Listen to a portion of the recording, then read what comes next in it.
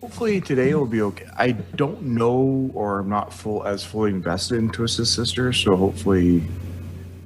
Yeah, we'll talk about it. We'll talk. It's gonna be fine. And it doesn't have to be a long one either. It's a shorter album, anyways. And So are you going to do the remastered one? well, They actually redid it, Ryan, in 2000. here we go. You ready? I liked it better in 1984. Okay, let's go.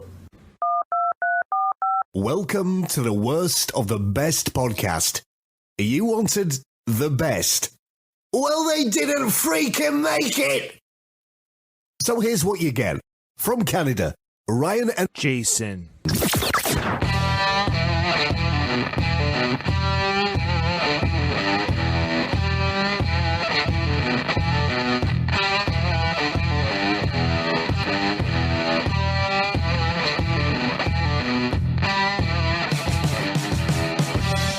Welcome to the Worst, the Best podcast. I am your host, Ryan, and with me today, again, we have our special guest host, my brother, Jason. And if those who remember Jason, if you were there for those episodes, he came on for the two-parter, heavy hitter, Faith No More episodes where we discussed Angel Dust and The Real Thing.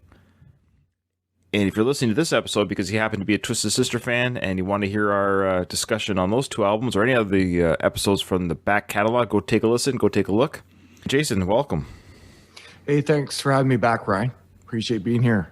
Having you on for the Faith No More discussion was fun, obviously recording with my brother. It's only natural that you and I talk about music together because when we were, young and in our youth, from our childhood to our teenage life, music was a big part of our home, our family, our growing years. Music was the thing. It's like kids have video games now or what have you. But for us as teenagers and young kids back in the 80s and early 90s, it was music that brought us together, and we geeked out with the bands and the popular culture. Music was the big thing back then. Yeah, absolutely. Yeah, and so it's going to be fun to revisit some of these albums that we enjoyed when we were younger. And I want to say that we were younger when we enjoyed Twisted Sister. Okay. So we chuckle because we'll say this as we did for the Faith No More. We are not Twisted Sister experts. We don't. Absolutely not. It's been a long time since I've looked into Twisted Sister or listened to their music. Yeah. So if you think you're coming to this episode because we're going to talk smart or wise about Twisted Sister and their history and their future and their present or whatever it might be, we're not speaking that. What we're speaking to is our memories, our childhood, what it meant to us, what it was like to be a child back when this album came out, and kind of the fun that we had with that. And so how this fits into the Worst of the Best podcast is that whatever topic we pick, we kind of determine either through outside sources or from ourselves which album we decide which part of this thing or topic that we're covering is the best, and we'll then pick the worst from that best. And needless to say, Twisted Sister, first off, they didn't have very many studio albums. No, they didn't. What surprised me about revisiting, this is their third album. Now, those who are Twisted Sister fans and or fanatics who are listening to this episode, they may say, well, Ryan, Jason, this is not their best album. This is not their best album, and that's totally fine. And we like the passion that fans of this band have, or any band or any topic that we cover. But what we're doing is that the public, through purchases, decided that this was their best-selling album. Thus, it is their best, and we are going to decide which is their worst song from their best-selling album, Stay Hungry, released in 1984. But like Jason said, it was actually their third studio album at this point. Yeah. I would have been, actually it was May 10th, 1984. So I would have been 10 years old when this album came out. Yeah, it's crazy. I going on 11 later in the month of May. So I was quite young. This would be early in my development of music and the direction of music that I would enjoy. This would have been in the, in the middle of the Van Halen, obviously their album 1984. the Motley Crues, the ZZ Tops. So this is kind of like the early part of me in the 80s and moving into the 90s and developing my fandom of rock music. Twisted Sister jumped on the scene with this album. For most people would not have really seen or heard of them, at least not me at being 10. This was my introduction to Twisted Sister, and really my only true exposure to them. I didn't follow their career. I enjoyed them basically just through this album. Yeah, and that's fair. And that actually is kind of the experience that most people of this band have. It's weird how some bands, no matter who they are, or some artists, solo artists or otherwise, throughout all genres, some can have a lasting career for whatever reason. Irrelevant. You can talk about your U2 and your Coldplay or your Bruce Springsteens or your Metallica. These are the the juggernauts of their respective genres and parts of the music landscape. Whether you like them or not, they're there, and they've sold millions and millions upon millions of albums throughout decades of concert going. And then there's bands like Twisted Sister. For a moment in time, they were pretty big and pretty much in the zeitgeist of the youth. But before we start talking about Stay Hungry, we will just say quickly, again, we're not Twisted Sister experts, but they had their first album was 1982's Under the Blade. I've done more digging than my brother Jason has with Twisted Sister throughout the years. And there's some good songs from this album that I will just make sure that I will mention that I do like. Shoot 'Em Down is actually a really fun rocker. Under the Blade's a great song. Those are ones that are obviously on their greatest hits, is probably where I'm familiar with those songs from that album. And this was back in the time, Jay, you'll remember this, back in the time when bands would just pump out albums. Now it's like, it seems like it's anywhere from 3 to 10 years where a band will release an album.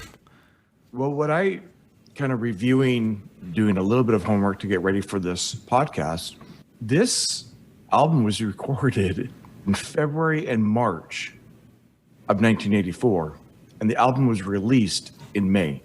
That's an impressive turnaround. Completely impressive. I don't know. The way that they do music nowadays is just very different.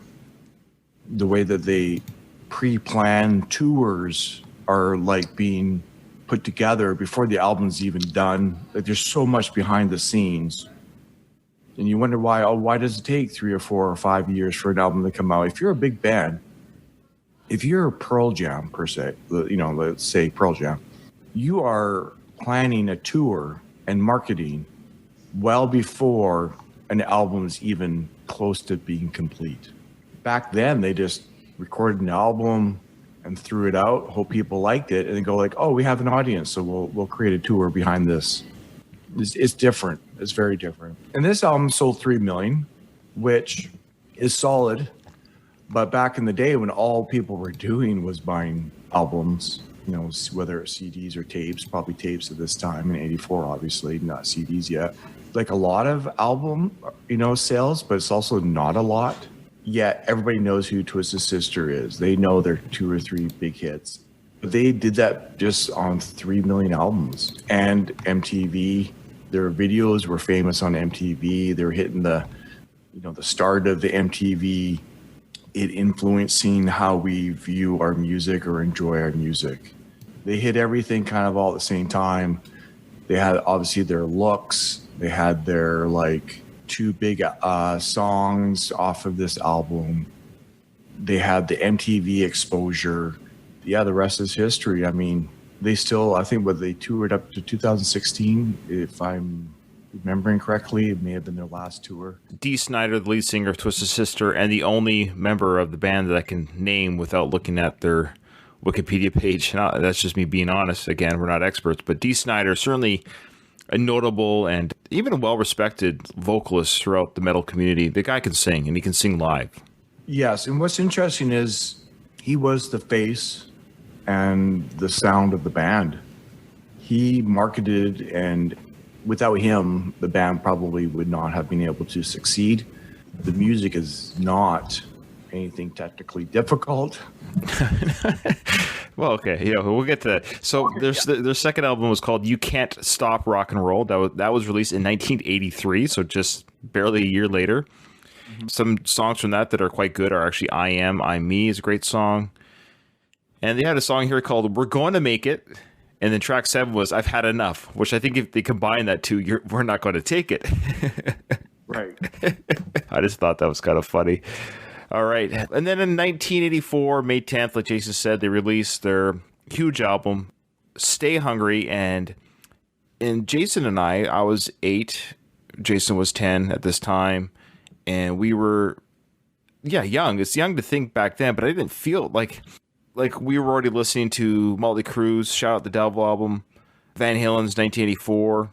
And I remember thinking, and funny about Van Halen 1984 was I used to think that album came out in 84, not understanding the reference to the George Orwell book by the same title. But that being said, we certainly loved music. And so when this came out, this was kind of a combination of, talk about Dee Snider and his look and the band's look, with the makeup on their face and wearing, not feminine clothing. That's not what they were wearing, but they were bright pink colors on the cover of the album, Stay Hungry. Dee Snider is wearing a pink shredded clothes with like shoulder pads almost. His hair is very curly and it's feminine, like the name Sister and Twisted Sister. The word itself, Twisted. And then to have Sister when they're old men, it just seemed to be like a juxtaposition.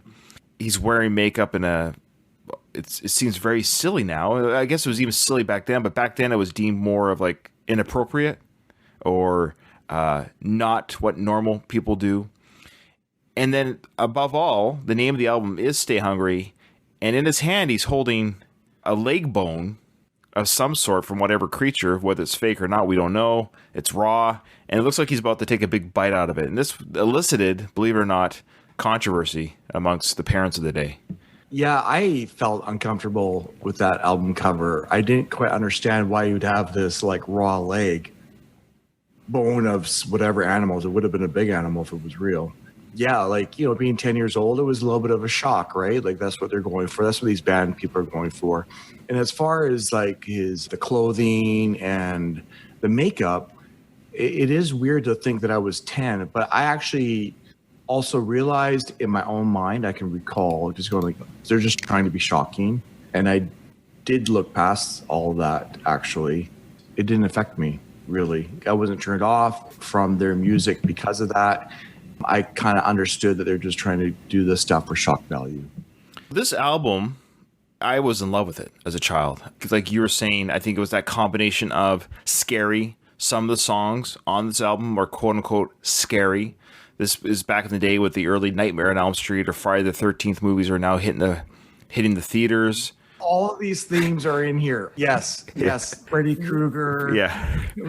As a child, there's a part of us that kind of knew none of this is real, and the concept that I didn't think Dee Snider was going to pop into my bedroom like he did in the music video and ask me what I want to do with my life. We were a part of their fantasy, and I used to go to my friend's house, and I can't remember who it was, but it was some childhood friend. I can't remember. It could have been Scott, if he's listening. Shout out to Scott. Scott Workman, It's either Scott Workman or what was the other kid's name? Scott Peterson. Those are the two Scotts. But anyways, I went to their house. We played this album on his dad's stereo in his family room. And we used to act out the songs because they're like stories. We would sing all these songs and act out the songs. It's funny. I want to know who was Captain Howdy and who was the kid. Yeah. Well, we'll get to that. But, that's how much this music was. Like, we listened to the lyrics. We didn't know what that song was about, of course, but we just knew this was a creepy guy named Captain Howdy. Let's get into it track by track. So how the show works, if you're a first-time listener to the Worst of the Best podcast, because you came here because of our subject today is Twisted Sister and their album Stay Hungry. We'll go in song order, talk about any feelings we might have on the song, play a little snippet here and there of the song. At the end of it, we'll decide what we think is, in this case, their best-selling album and the worst song from that best-selling album. The album opens with the title track, Stay Hungry. Now, Jason, you said that in our pre-show discussion that you enjoyed this album more as a child. And I understand that. Look, I understand that. If I watched something as a child that I enjoyed as a child, like let's say the early Transformers or He-Man cartoons, you watch them now, they're probably harder to watch because maybe the animation's bad or, the acting's more wooden than we remember. I will say, so we don't lose all of our Twisted Sister listeners, this is still such a fun album to listen to. Yeah, you're referencing a conversation we had before we started. I can't believe at how bad the production value is. It sounds horrible. It is weird. It does sound horrible because I actually listened to the album for a re-listen. I've heard it so much that the re-listen took one listen. I was like, oh yeah, of course. Right. But I was listening to it on iTunes. So the Apple, the official, I have an iTunes account so I can listen to, any album and just download and listen to it right away. I was listening to it. I was like, this is iTunes? I had my iPhone full blast to try to get the proper volume from their master copy, which iTunes carries. And it wasn't an iTunes issue. It's a production issue of the album. It's brutal. Let's be honest. And it's really unfortunate. Anyways. Yeah. Of note, we should talk about that, yes, in 2004, Twisted Sister re-recorded this album, partly maybe because of that reason, to make it sound better. Yeah, I read that Dee Snider felt it was a little bit too light, and he wanted it to be a darker, harder sounding album, and was never completely happy. But even with the re-recording that I listened to as well, it didn't help a lot. They need to find people who actually can produce albums. I don't know why that's so hard to do. The person that did the original recording, I mean, he had a lot of history within the musical industry. It's not like he didn't know what he was doing. I think it's just the technology. It's just the way that things have developed over the years. This particular album just didn't age well. Not that the music or the lyrics are horrible. It's just the production value is not good. Good sounding production was not foreign to bands at the time. I mean, look at Van Halen's albums before this album. Look at name numerous artists and bands from the Beatles onward. That their production sounded better. It sounded like they might have had a towel over the microphone or something. The music that people hear on our sampling, I've gone to YouTube. It's not the re-recording of 2004. It's just the original copy, like high definition. So it won't be the original sound per se that you'd hear if you want to hear that original sound that they recorded in '84 and the terrible production value that it is. You can go, it's pretty easy to find. But I think just for to make it sound a little bit better for our earbuds here, I've got here the Twisted Sister Stay Hungry full album. Before we start talking about Stay Hungry, we should just list the other names of the band members. I've always heard these names throughout the years. I have, but I just can never remember them. They sound like wrestling names. One outside of Dee Snider was JJ. Yeah, JJ French, the guitarist. JJ French. Eddie, quote, Fingers Ojeda, guitars and backing vocals. Mark the Animal Mendoza, bass and backing vocals. And AJ Prero, rest in peace, I believe he's passed away. The drummer, yeah. Side note, there is a really good documentary on Twisted Sister that came on Netflix. It's almost like 3 or 4 hours long. It's actually really quite good. The only complaint I have is it stops, which was the idea of the documentary, it stops before they became big. Oh. So it talks about their... All the way up until this album? I think even before their first studio album, '83, like before they hit it big with Under the Blade. Yeah, it's interesting. It's about their time in the 70s before they got big, because they were like on the circuit of the bars and the clubs for like almost 10 years before they had their first album. Right. Yeah. So when you listen to these songs, if you didn't know what they looked like, I wonder how they might have been received had they looked more like Iron Maiden. Listening to this, I can hear Iron Maiden, I can hear Whitesnake, I can hear lots of Motley Crue, especially in the guitar sounds. And Dee Snider has some amazing vocals. I only think that they try to separate themselves from these other bands by doing the shock look. When I was re-listening to this, I was surprised at how many different sounds or band sounds were coming through. And I also felt Skid Row, I know Skid Row was well after them, but what I'm saying is that I could hear a little bit of Skid Row taking some sound cues from this band. It seemed, probably not, but there was just some guitar sounds that felt Skid Row was represented even in this album. I was surprised at how many different, Yeah, okay, let's get to Stay Hungry. Here we go. Ironically, he's staying hungry even though he's eating all that meat.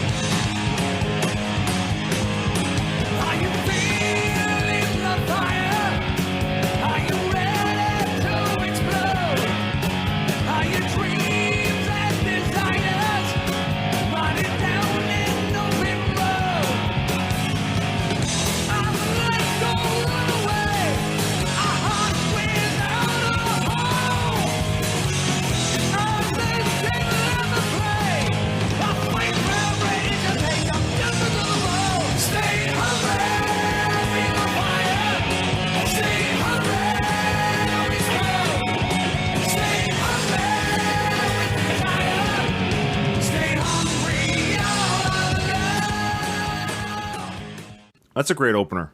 It is. And what I like about the song, and actually a lot of their songs, I actually quite like the lyrics for the most part. Not every song, but I quite like the lyrics. And it's kind of like, I know you do a rocky podcast. It's very rocky-ish in the messaging that they're trying to share in a lot of their songs.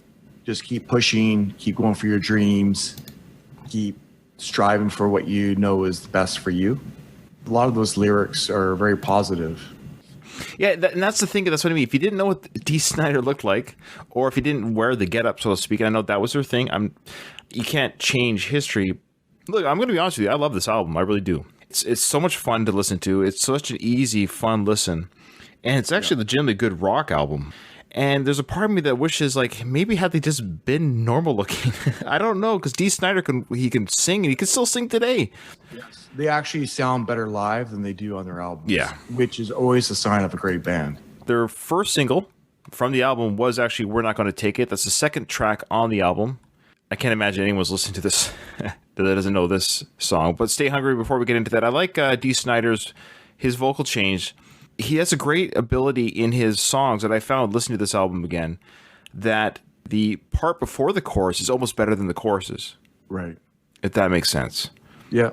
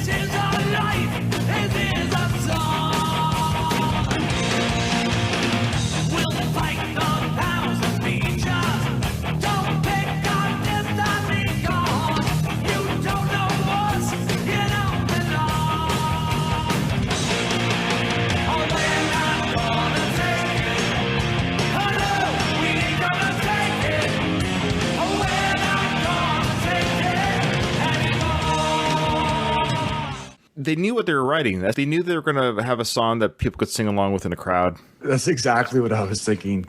Hey, this is our full arena sing-along part of our show. Sure. Like, it's hard not to want to sing along with this.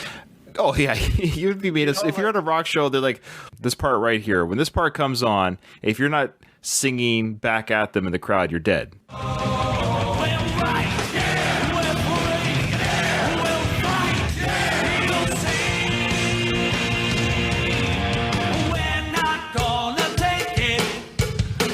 And then, of course, that part there is, everyone's now clapping their hands along while Dee's singing. Yeah, absolutely. Yeah. Absolutely. I mean, that's the fun of the song. And of course, we can't forget not to mention the video that went along with this. MTV is just starting to blow up, and the storytelling in this song and the humor that goes along with it. And then also, the messaging of, like youth, of course, are trying to push back against the man or whatever, whether it's a teacher or a parent, all of it combined, lyrically, visually, and then the sing-along part. It's a recipe for success. Right. Yeah. And of course, the video is, we think as we're watching the video that it's about kids telling their parents we're not going to take it anymore. We know the song is much more deeper than that, but I love the idea of it is, like we as a people don't have to take crap from people that want to give us crap. And it's a very empowering song. Yeah, it is. Dee Snider, I wanted to get his age. I can't remember. So this was 85, you said? 84. 84. So he was 29 for this album. Okay. Yeah. So he's actually well on his way into... So yeah, like he was pounding the pavement as a rock star when he was 19. And 10 years later, they hit it big. So they worked hard to get where they were. If though it was a short tenure, so to speak, in their time at the top, they got to the top. A lot of bands don't. Guaranteed, the messaging in these, the song "Stay Hungry," we're not going to take a guarantee they live by that, or else they would not have even had this type of success. It's impossible not to know who they are. This isn't necessarily our parents per se, but again, when this album came out, when that video came out, the idea of children rebelling against their parents and what have you. Dee Snider, I don't think he's ever had a drink in his life. Right. He's not talking about being a jerk. He's Yes. talking about just fighting for your dreams. That's and not right. letting other people shut you down. It's just funny that as somebody who's wearing the makeup and all that crazy hair, he's very educated, very well spoken, no criminal activity, no tabloid. And do you remember when he stood up to Tipper Gore? Yes. To some parents in the 1980s, Dee Snider of Twisted Sister was the most dangerous guy on the planet. This was when metal met its first organized attack. Twisted Sister and 8 other metal bands were placed on a list called the Filthy 15 because their music was deemed offensive by the Parents Music Resource Center. Dee Snider was summoned to testify before the U.S. Congress to defend his music and his livelihood. 1984 was a pretty insane time for Twisted Sister. We were hearing bits and pieces about this Parents Music Resource Center and Tipper Gore, but not really registering because we were getting protests and religious groups at every show. So just another parent group that was putting Twisted Sister on a list of targets. We have always talked about the positive aspects of the music industry, but of course the highlight has been on the excesses that have been allowed to develop as we have tried to focus our concern on those excesses. Somebody approached our office that the Senate committee is having a hearing on censorship with the PMRC and wanted to know if I would come and speak. Now, my view of it, when I heard it, was they want me to carry the flag into battle. Hell yeah. Braveheart, baby. Braveheart wasn't even out, but that sort of mentality. Give me the flag, man. Let's go. I knew that they were, like everybody else, grossly underestimating me. I knew that they viewed me as just another dunderheaded rocker, and they would bring me in, make me look like a fool, and I would help their cause. They did not know that I could construct a sentence and speak English fluently. And I'm there in my cut-off denim, my skin-tight jeans, my snakeskin boots, and a little bit of eye makeup left underneath, and my big hair. And I ain't getting dressed up for nobody. I'm a dirtbag, and I'm proud. And I'm playing these people like, mentally I'm setting these guys up for the kill. I have got my speech in my back pocket, which I have worked on for a few weeks and honed and refined till it's a freaking nuclear weapon. Folded up like a gazillion times, like a bad kid bringing his homework to school. When I open it up and I'm flattening it out on the table, really deliberate, and they're going, oh man, this is a lamb being brought to the slaughter. And I start reading. Since I seem to be the only person addressing this committee today who has been a direct target of accusations from the presumably responsible PMRC, I would like to use this occasion to speak on a more personal note and show just how unfair the whole concept of lyrical interpretation and judgment can be, and how many times this can amount to little more than character assassination. And I am just tearing apart everything that they've accused me of, disproving beyond a shadow of a doubt that everything they've accused me of has been wrong, false, and they are scrambling. They were saying that Under the Blade was about sadomasochism and bondage. It was about my guitar player's throat operation. It's not really a wild leap of the imagination to jump to the conclusion that that's about something other than surgery or hospitals, neither of which are mentioned in the song. No, it's not a wild jump, and I think what I said in one part was that songs allow a person to put their own imagination, experiences, and dreams into the lyrics. People can interpret it many ways. Ms. Gore was looking for sadomasochism and bondage, and she found it. Someone looking for surgical references would have found it as well. Yeah. I said, I can't help that Tipper Gore's got a dirty mind, and Al Gore just, oh my God, he really jumped over the table. They were saying, we're not going to take it. It should be on the Filthy 15 for violence, and it was no more violent than the Declaration of Independence. That was the big parents mad at the music. In 1985, a Senate hearing was instigated by the Parents Music Resource Center, who wanted to introduce a parental warning system that would label all albums containing offensive material. The system was to include letters identifying the type of objectionable content to be found in each album. Example O stands for the occult themes, S for sex, D for drugs, V for violence, etc. Snider, John Denver, and Frank Zappa all testified against censorship and the proposed warning system. Such a system was never implemented, but the result of the hearing brought about the now generic parental advisory explicit content label. I find most people who have success within, at least back in the day, like, when they had to really work hard to get themselves out of the gutters and into the fame and fortune that they would end up having, most of these people are not dumb. They didn't get there by being dumb. No. They worked very hard to get to where they are, to have success, the successes that they did have. You think of any of these people, whether it's Aerosmith, Metallica, Guns N' Roses, AC/DC, they all seem like, they're outcasts and misfits and whatnot. And in many ways they are, but there's also something very, their mentality and their stick to their guns type of behavior. Yeah, but what I'm trying to say is they are not dumb. They didn't get there by being dumb. No. They didn't have these successes by being illiterate and whatnot, or it's not easy to reach that type of success they had. So the next song is probably, well said though, Jason, sorry. Well said. The next song is probably part of the reason why Tipper Gore got really, scared, because these first two songs have nothing to do with anything terrible. If you read the lyrics to Stay Hungry and We're Not Gonna Take It, there's no indication of any kind of occult or sex or drugs or anything. In fact, it's just kind of funny, but this next song kind of plays into the 80s of metal, rock and roll. The title is called Burn in Hell. This song, though, what I love about it, I remember listening to it as a kid, and the imagery in my mind that I created in myself, that was not him doing it, but the idea of like, ooh, yeah, I don't want to go there, it sounds scary. It is scary. But the lyrics are, again, talking about, hey, if you're going to live a life that you think is going to send you to such a place, and that's your choice, you decide your own fate. Right. So it's not necessarily a religious hell per se. Right here, it says, take a good look in your heart. Tell me, what do you see? It's black and it's dark. Now, is that how you want it to be? It's up to you. What you do will decide your own fate. Make your own choice now, for tomorrow may be far too late. Now, it should be known that Dee Snider was religious growing up.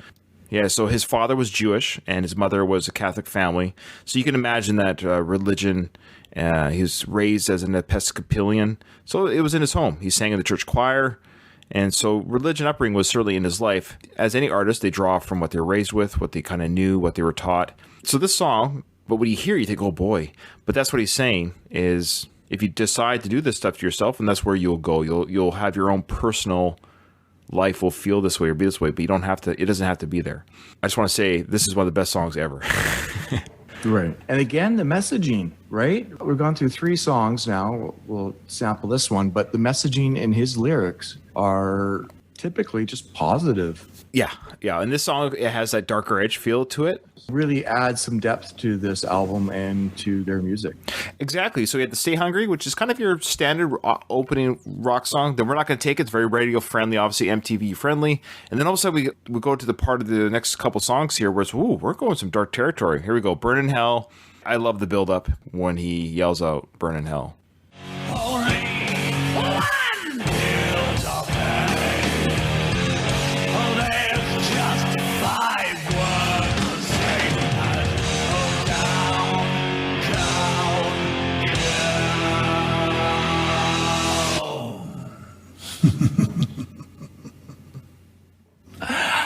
You're gonna burn in hell!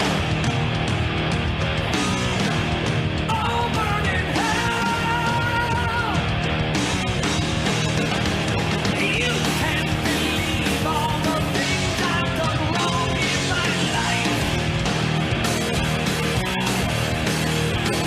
Without even trying, I've lived on the edge of my life. That's a great opening when he says, you can't believe all the things I've done wrong in my life. I just love the way he sings that line. It's a great sound. And I am so happy that there's a departure from, a couple of their other songs. Like, to have this type of depth and feel. And it's just like, oh, okay, these guys can actually play. They can actually rock out. And there's not just a silly masquerade going on. There's more to us than just what you see. Yeah. And then the ending of the song is a highlight. Yeah, where you go here. Yeah, Yeah, that part. yeah. Yeah, It was Okay. my favorite part when I was younger. Yeah, let's check it out.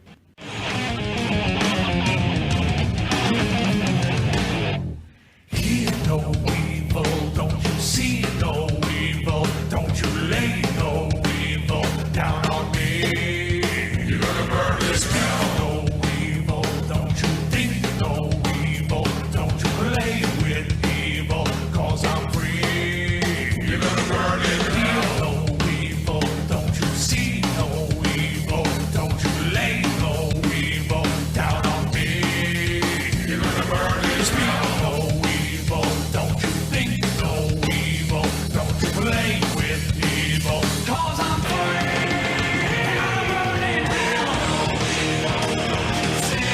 This is great. That's really good. That's a really good sound. Again, the messaging isn't anything. We want you to go there. Yeah, yeah. They're not like excited about people burning in hell. It's actually telling people, don't listen to evil stuff. Don't look at evil things. Don't push any evil onto me, because like I'm free. I'm free of all that stuff. Because I'm free. That's right. Unless you are free of this stuff, you will end up burning in hell. Like Yes, but Tipper Gore, I know these people can't. They just don't get it. They want to be angry about something. why? It's so silly. That's why if I was ever in charge of a country, I would just be, as long as it's not, if everything's consensual and no minors are being hurt, let's just move on, please. Yes, there's way bigger issues to deal with than a band with lyrics that you don't understand. Or Elvis shaking his hips on TV. Right. Okay, now this next, it's one song or it's one track, but really we know it's two tracks, but it's kind of that, it was our early introduction, Jason, to a concept song. You know, you've heard of concept albums?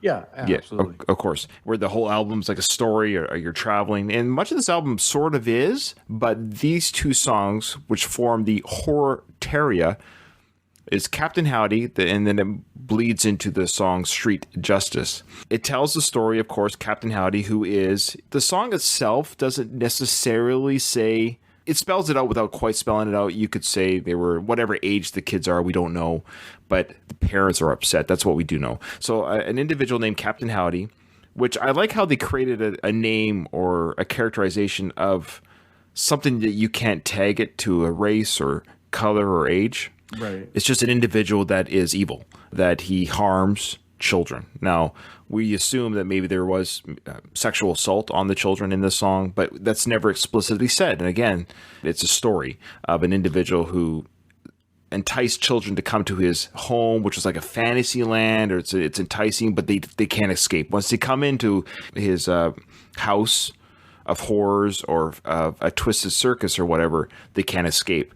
And then it's kind of a creepy song that it tells that story, which actually is the story of Freddy Krueger from Nightmare on Elm Street. And it's funny because the creator of Nightmare on Elm Street, Wes Craven, did he hear the song and create Freddy?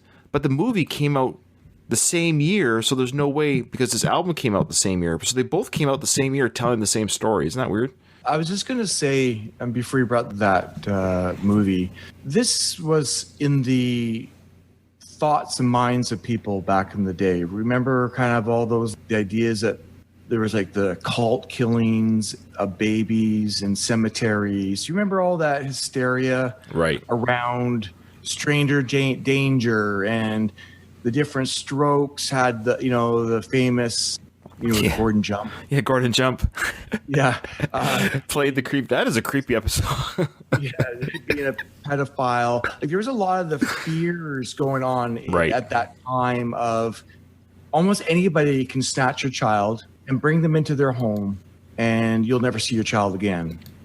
And we know, statistically speaking, not only does that not really happen, it's often the children's loved ones and people that are trusted. It's not stranger danger so much as it's actually people that are trusted. Right. Yeah. Yeah, but back then, I remember there was a lot of this. Almost anybody could be. You never know, right? Right, of course. And the reality is you don't know. I think they were just playing on that fear and just telling a story of what was just in the culture at the time. And the reason I bring up Elm Street, because the Captain Howdy is sort of like the Freddy Krueger character because he was an actual pedophile, his backstory was. And then the song Street Justice is what happened to Freddy Krueger. That's why he's a burn victim, is because the parents lit him on fire in his house. Right. For their street justice because he got away on a technicality or not in the movie, but his character never went to court. The parents just took care of it. Maybe Dee Snider had an in on the story or the script. Yeah, if any of our listeners can comment on that connection. There's a term for that where two ideas come into the world at the same time. I forget what it's called, but independently they came up with the same idea at the same time. Right. One was a music format and one was the music. So here's a sample of the Captain Howdy, and I love how it transitions to the Street Justice song. Yeah. There's that classic 80s horror sound.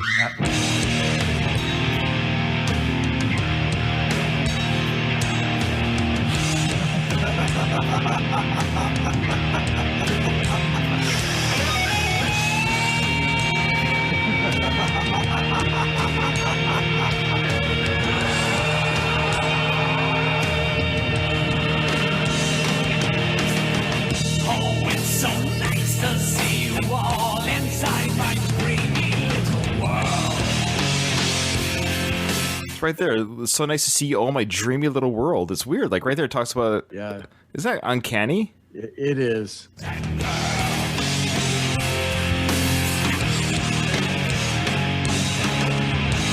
yourself comfortable. My place is so divine. Don't you think I'm wonderful? Say yes, you're on my time. Stay away from Captain Howdy. Stay away from Captain Howdy. So I love that background vocal, that lower Captain Howdy. It almost sounds like a low Axl Rose octave there. Oh, I'm sure he had no problems singing that if he wanted to. Yeah. The song's about Captain Howdy. He endangers and hurts these children. And nothing, again, is explicitly said. It's all up to your imagination. We just know that bad stuff happened because street justice was paid out to Captain Howdy later, if that makes sense. I didn't realize actually how kind of creepy Captain Howdy was. I just thought he was like, oh, he's that weird guy on the street. Reading the lyrics, I'm like, yikes. Yeah. It's actually pretty vivid.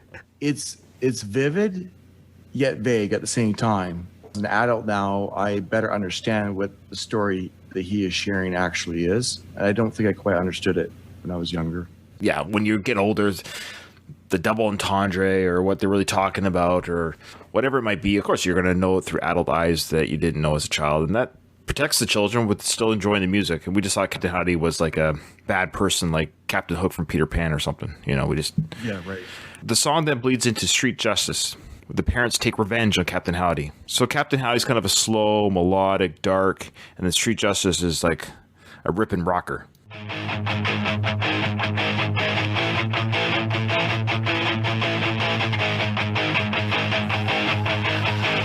It happened in the broad daylight, so unexpected. Came the knife, a child's scream, sliced through the air, but no one came or seemed to care. Now!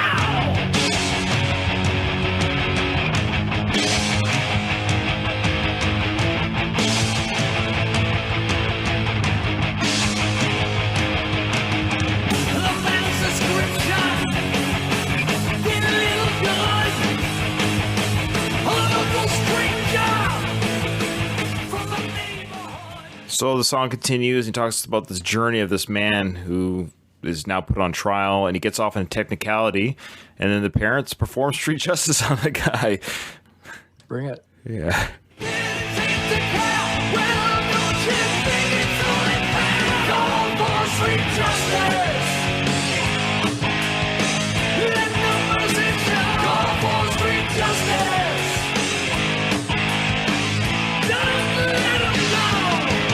So he says, "No, let no mercy show." It's a very powerful song. I mean, we're both parents, and we can empathize with the characters of this song and their anger towards a flawed law system that lets these people back on the street. And the parents like, enough of this, we'll take care of it. Yeah, absolutely. I mean, it's pretty black and white as to the reaction that any parent would have knowing that their child was hurt by somebody, and yeah, they're taking the law into their own hands. So we were in some dark territory. Listeners were about to pop up for a little bit here. Twisted Sister knew that they don't want to scare off future listeners of their album, so they're like, hey, we got one for you.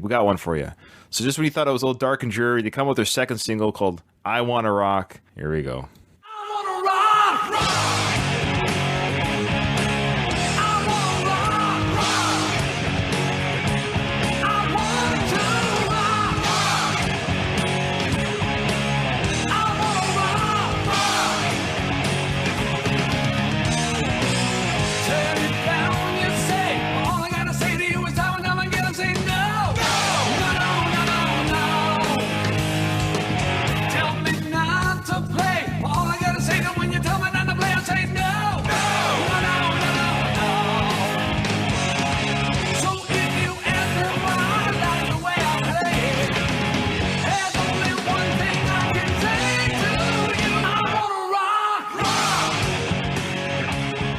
Again, a crowd pleaser. Oh, this is so easy. Like, we'll play this and everybody will sing along. There's nobody in a crowd at a Twisted Sister show that doesn't go back, rock, rock, rock, rock. I'm doing that. I'm not even at their show.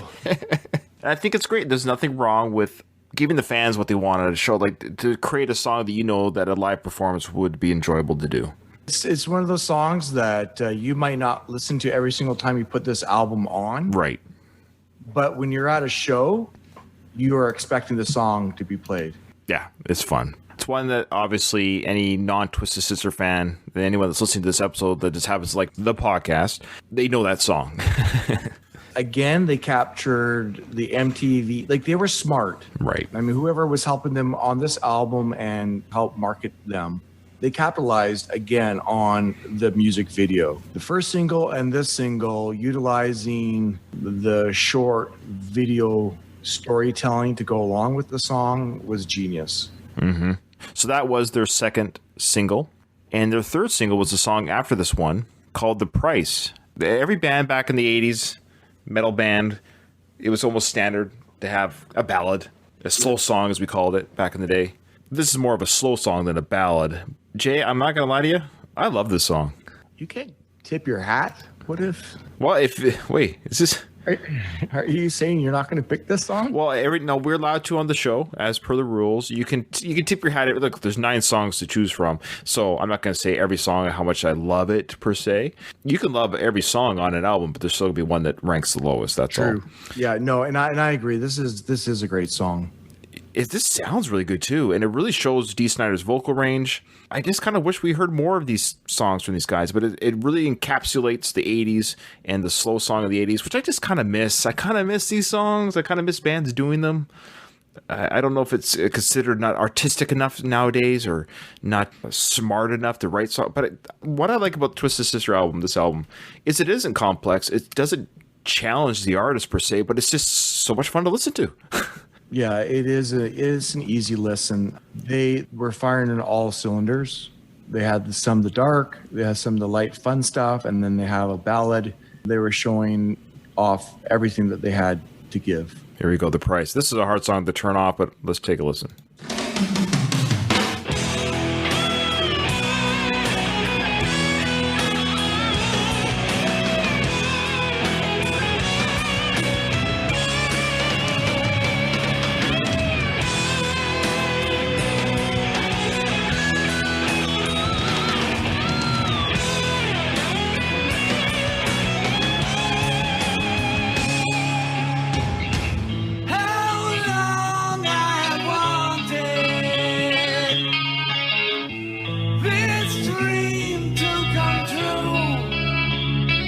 Is this the right album? Sounds different. I actually think this is the re-released album. That part sounded like it, but no one's saying that in the channel. They did it for the other one. Yeah, but it says way less views, so a lot of these people might not. It sounds updated to me. The sound does sound updated. Okay, yeah. We'll just say right now. So Jason and I just discovered that maybe we were listening to maybe the wrong edition. to the Twisted Sister album. The headline misinformed us on YouTube. We do apologize. So if anyone's listening at this and saying, guys, that's not it. That's not the right version. You're absolutely right. So we're going to try to, for the rest of the few remaining songs, to give you the 1984 recording, not the 2004 recording. But again, it doesn't take away our thoughts of the songs or what they mean to us and all that good stuff. It just means that those first few listens might not have been the actual 84 recording. So we do apologize for that. We're just using YouTube because it's just easier for us to use. Take up the official music video here. So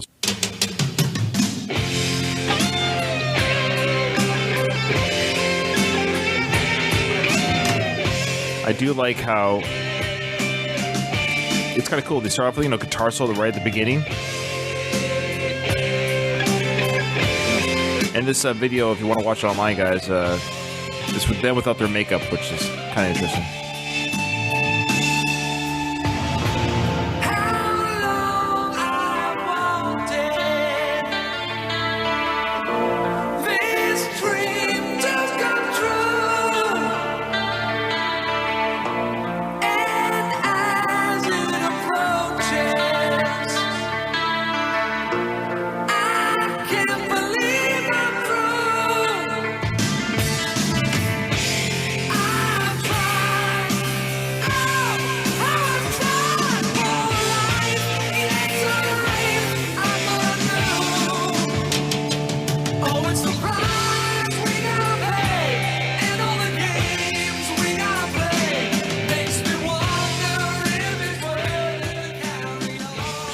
So I love how they show the crowd there when they're showing some concert footage.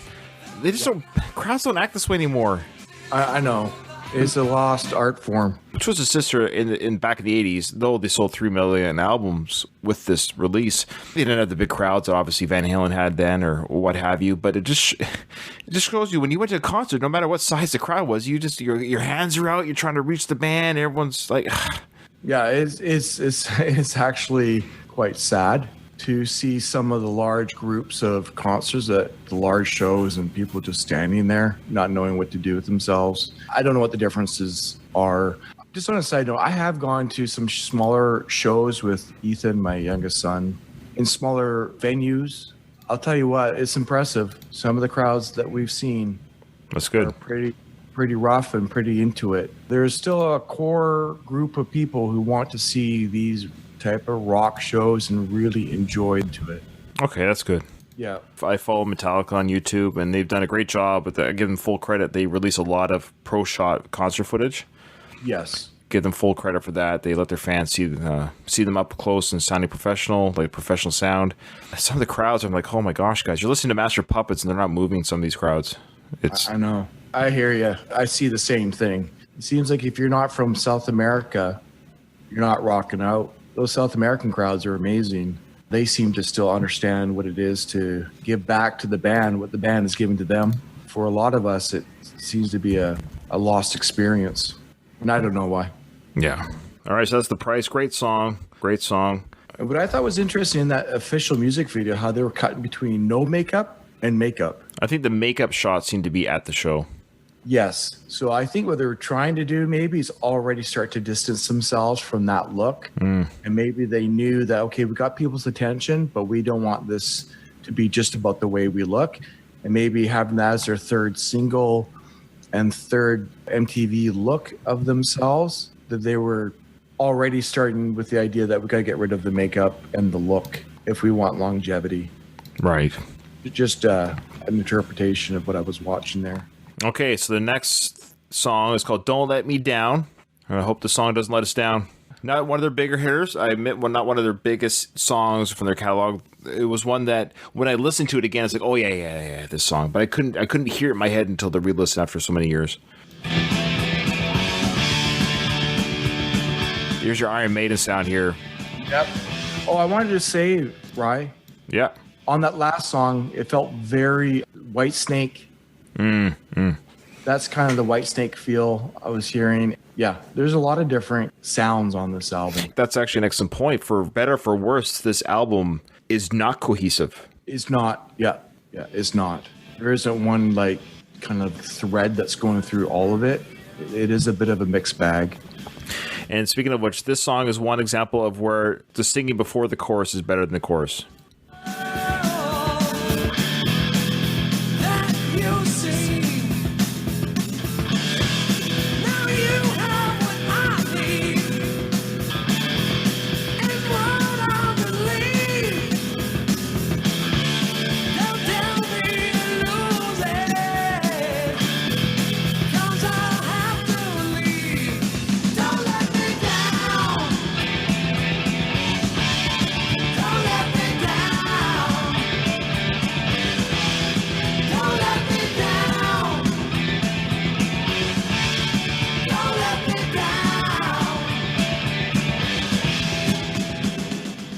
thoughts on that? Further thoughts?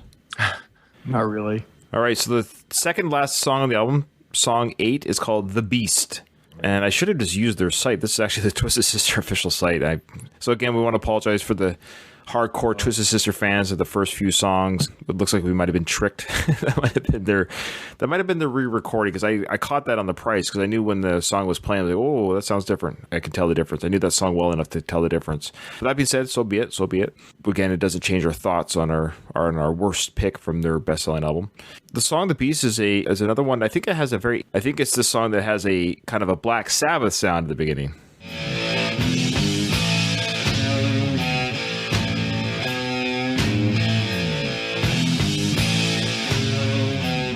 They also kind of drew from Molly Cruz's "Shadow of the Devil" a little bit here. Yes, it's that era. Yeah. But this build-up's pretty good. I like this part coming up here.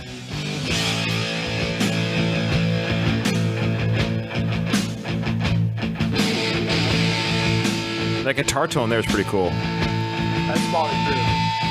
Yeah. You can hear the thunder long before the storm, but you can't hear the lion when he stalks his prey. The part of the song that I really enjoy is when Dee Snider goes that higher octave before the chorus. Coming up here. He's gonna have his way. You better run, forget your pride. Don't make a stand, just step aside. If you don't have what it takes, don't try to play. You'll lose your stakes. Remember this at least. It's the nature of the beast. There you go. I love that build-up. I love the way he sings that build-up. Sing, eh? Yeah, he can. Man, he can sing. He really is an incredible vocalist, and it's how should I say this? It's too bad we didn't see more highlight years with him. It's such a weird history. I'd have to delve into why they didn't really do much after this album and what happened. It was just the state of music, because not necessarily, because their next album after this one, it was still very metal, and these type of bands were still going strong right to like 91, 92. They should have had another 8 years. Even with a couple duds of an album, you still certainly had the ability to knock out something. Yeah, Because they had the 1985 album that came out just a year later, Come Out and Play, and it only went gold. And then 2 years later, Love Is for Suckers, and it just nothing. And that was 87. This is like 87. You got Appetite. You've got, Dr. Feelgood came out 2 years later. There's still hair metal band being played like ad nauseum. But this album just tanked. Yeah, they have a misstep in there somewhere, for sure. Like, maybe they should have taken more time off. Maybe they should have done more touring, because if this came out in 84 and then you have an album in 85, were they maybe trying to capitalize on their stardom and try to get another album out? Maybe they should have waited longer and let people kind of... And yeah, Love Is for Suckers in 87 is actually their last studio album of original material. Wow. Well, at the time, Guns N' Roses would have stamped out any... You know what I mean? Like, but other bands were coming out in 87 too. You had your Skid Row. You even had AC/DC's Razor's Edge coming out. It wasn't over yet. But, the bands like you say, like AC/DC or even Aerosmith were still going strong through the 80s and 90s. Yeah. Metallica, obviously, Guns N' Roses. Guns N' Roses started a whole new craze, but their fan base just probably wasn't broad enough to carry them through. AC/DC would have been strong enough and big enough. Aerosmith was strong enough and big enough. Even if they have a dud here and there, and they obviously have had some duds later in their careers, like late careers, they still have such a foundation that it's impossible to lose the momentum. I don't know. I don't know what they did wrong. It's weird. All right. Last song on the album is the acronym SMF. That's how the album labels it. We know that it stands for, which is funny that we know what it stands for, because it's never said in the song. Do you know what it stands for, or you're hesitating there? Yeah, no, I do. Oh. But it's actually shorter hand than what it used to be. It's an acronym that describes their fan base. And then it used to be a longer acronym, and then they shorthanded it. It says here, people are commenting, I am an SMF for life. Yeah. Proud to be an SMF. So what does it stand for in the band sense? Well, like I said, it used to be longer. Yeah. Do you know what? Right. Yeah, no, I'm listening. It's It's Stupid Mother. yeah, I know. But it used to be longer. It used to be Stupid Mother for Twisted Sister for Life. Oh, okay. Yeah, so they're SMF, an acronym for the common swear word MF, so stupid MF. And as kids, we had no idea, and they don't say it in the song either. But Tipper Gore, she's the one that has the dirty mind. How did she know what it meant? Who told her what it meant? Well, she's a Twisted Sister fan for life. She's a Twisted Sister fan for life. She's probably secretly a closet fan. Oh yeah. The only thing she didn't turn off the videos, the MTV music videos. I would love to see her face when she's watching her. Oh my. You know how they have reaction videos? What was her reaction video to watching We're Not Gonna Take It? Oh, a man wearing makeup. Oh. Yeah, here's your AC/DC sound. Right. It sounds like Fly on the Wall era. Totally, that's when that album came out. For sure.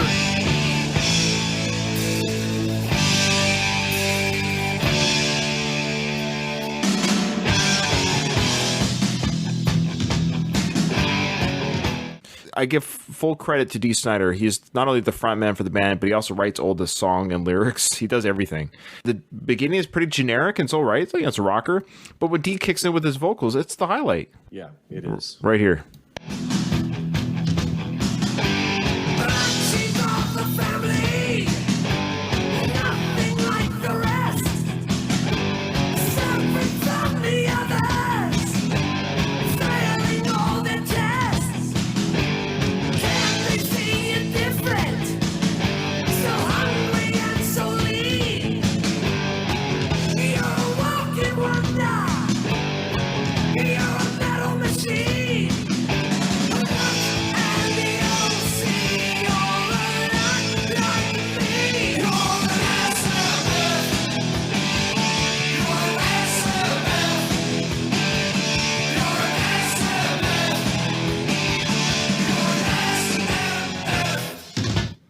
All right. Well, that's the last song on the album. It's only 9 songs. The original release of the album was 9 songs. I know. I was shocked to be reminded, like, it's not even 40 minutes long. It's like 39 and change. That's crazy short. It's a fun, easy listen. If this is on the car and you're incapable of skipping any song, you're not bored at any point where like, oh, please get to, like, there's something to be enjoyed at some point in every song. No, and the reality is if you were to, you say, take away the makeup, like if you never saw this band before, you would think that you were listening to just like any generic, I don't want to say generic, but like any rock and roll look and band from the 80s. And it's funny that you say that, take away the makeup, because the reverse is true. When I was growing up as a kid, I thought Kiss was what Twisted Sister was going to sound like. So I knew Kiss, of course, they were from the 70s. I'd seen them, and I admit, through my naive eyes, that Kiss was this demonic, evil, scary type band. And then I remember when I became brave enough to listen to some of their songs when I became a teenager, they're just, I'm sorry if I want to offend any listeners, but they're a terrible band. Very simple. Yeah, it's almost like all they are is this show and pomp and stance. Yeah, they hit, right place, right time. And they're entertainers. I give them full credit for being, yeah. And I'm not a music snob in any way, shape, or form, but I admit I was almost disappointed that they weren't scary or brutal or crazy. Yeah. It was all. So sorry, say again. All bark and no bite. All bark, no bite, yeah. So the opposite is true for Twisted Sister. Is they kind of look goofy, but when you listen to them, they sound like I thought Kiss should sound like. And like I said earlier, it's really unfortunate that as we listen to music and well-produced music, that the original recording wasn't better than what it was, because it didn't age well. I mean, I enjoy the songs and I like what I hear, but I just think for longevity's sake, boy, I wish it didn't sound like it was recorded in 1984. Yeah, that's fair. And they did re-record it, but I don't think it helped it much. There needs to be an ability to go back with the actual mastered tape and really redo the levels. Yeah, I don't know why they can't do that. It's weird. I wish they could. Well, Jay, That's our coverage of Stay Hungry by Twisted Sister, their top-selling album of all time, by far.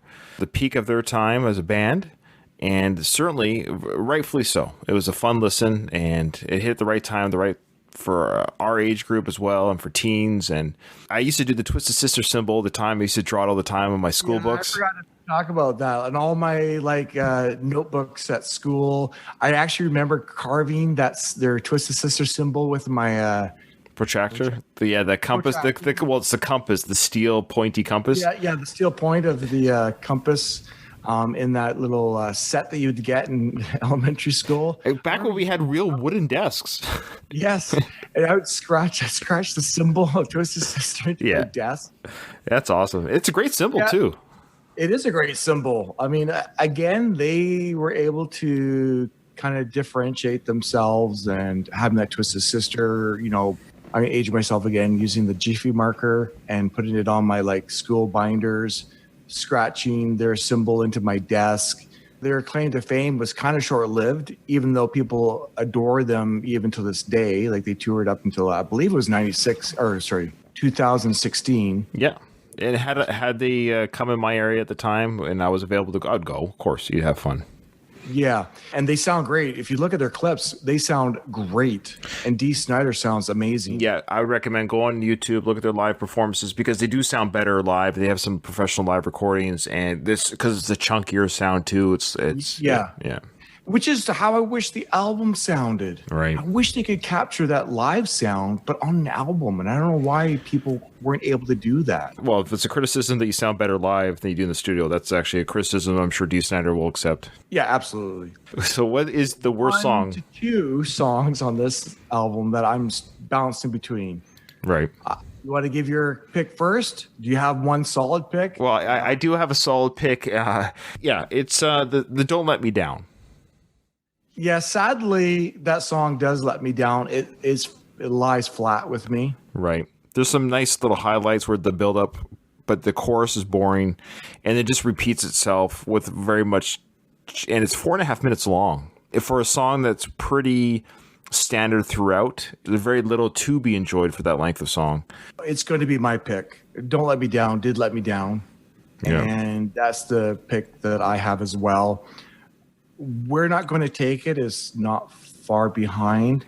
I tried hard with this one not to call it the Enter Sandman syndrome. Right, yeah. Because if you're listening to this album for the first time, never hearing any song before, nobody would pick We're Not Going to Take It as the worst song on the album. If that makes it, yeah. That's exactly. That's how I went with this as well. So, yeah, Don't Let Me Down, Let Me Down. Enough. I'm going to pick that as my worst song as well. All right. Well, Jason, thank you so much for coming on the show. Remember, in front of every silver lining, there's a cloud, and we're here to help you find it. I hope you come on again, Jay. Oh, I enjoy finding the cloud. It's fun. It's good to spend time with you too. I actually want to say before we close, again, Jason guest starred, or guest host, I should say, guest starred too, on the Faith No More episodes. A lot of great feedback from Twitter and what have you, but a lot of negative feedback I posted on Reddit and on Twitter. We got some people who only heard of the concept of our show. They refused to listen to us pick the worst. And it's kind of funny because they said that we were being negative. And if anyone's ever listened to our show, without even listening to our show, but they thought our show would just be, I guess, a scathing review. Sometimes it is, depending on the episode, depending on the topic. But the point is, if you're a first-time listener of our show, this is what we do. Everything isn't created equal, and basically what we do is we just say what is the bottom rank of something that is the best, because even that which is the best has something which from that best is the least. And you can almost pick the best song from the album and pick a part of the song that's the worst part of the song. It's just the way it goes. Not everything is at an equal level. There are a couple of people, because it's Faith No More and Angel Dust, they got very defensive that we would even dare pick a song that was at the bottom. Oh, that's interesting. I didn't see the feedback as much as you did. So that's interesting that some people would get so triggered. Yes, triggered. Yeah, they were literally, Jason, so triggered that we would dare pick a song that we consider to be the worst. And the worst doesn't mean it is crappy per se. No, I know. It's just so funny that how dare we rank something. And the reality is we're just having fun. Of course. Our word means nothing. It doesn't change anything. A wink and a smile, and We have much reverence and respect for Faith No More. And for Twisted Sisters, Stay Hungry. Yeah, I mean, there's fond memories, Of course. from these bands and from our life. So it's all in good fun, and I enjoy finding the worst of the best. It's fun to spend time with you, and I'm glad that we can talk about Twisted Sister today. And yeah, let's do it again. All right, we'll do it again for sure. Talk to you soon. Okay, bye-bye.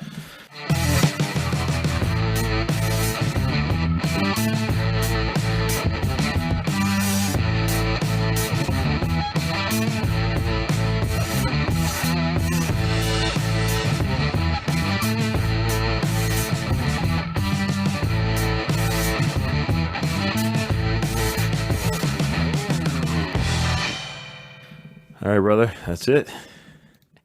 Hopefully it turned out okay. Oh, I think it did. It's fun. I wonder what kind of bump we'll get from a Twisted Sister crowd. It's hard to say. Yeah, well, I was even surprised. I was looking at the numbers. They don't have very many views on their own Twisted Sister page. Well, it's one album. That's the thing. Their legacy is already, it's 84, so 36 years ago. You know, It's crazy. they're basically a one-hit wonder with this album. They are. Yeah, for sure. They're a one-hit wonder that should not have been. Dee Snider deserved a much bigger career. But what's funny is he has been able to stay relevant. A lot of he has like XF or like serious. I know he's done like DJing stuff, like on the radio, like his own TV or talk show stuff. He is well spoken. He does sound educated. He sings great. He can go anywhere, and people know who he is and respect him. Nobody looks at him poorly. I wonder what his net worth is right now. I'm gonna say about 15 million. 15? I'm going to go with 8. I bet he's been pretty smart. Yeah, we're in the middle. 10. So he's fine. Yeah, he's doing okay. He's And just, he's the richest out of the whole band. yeah. For sure. Well, certainly richer than the drummer. All right, brother. Hey, take care. Stay safe out there. Yeah, stay hungry. Yeah. Or that's going to be us eating our young with those. Yeah. All right, I brother. have to turn into the next Captain Howdy. Yeah. All right, we'll talk to you soon, Jay.